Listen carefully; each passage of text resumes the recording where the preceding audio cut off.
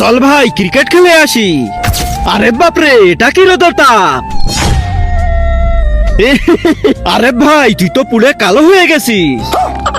এই সরসালারা, তোরা রোদকে ভয় পাচ্ছিস? এই নে, আমাকে দেখ। দেখছিস আমার কিছু হইছে? আরে বাপরে, পুড়ে গেল রে। চল এবার বিজ্ঞানীর কাছে যাই। আরে কি ব্যাপার, এই বিজ্ঞানী কি করতেছে? চল তো কাছে যেয়ে দেখি।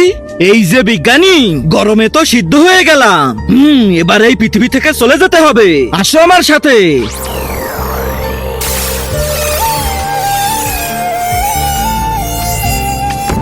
আরে এটা কোন ঘুরে চলে আসলাম আমরা?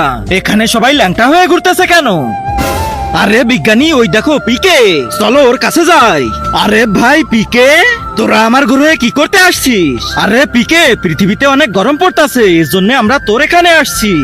আরে বাপরে, তোরা কি ভাবছিস আমরা ল্যাংটা এমনি এমনি ঘুরতেছি? মানে তার আগে আজকে দেখবো তুমি এই মন্দিরের ঘরটিকে ভালোবাসো নাকি এই আল্লাহর ঘরটিকে।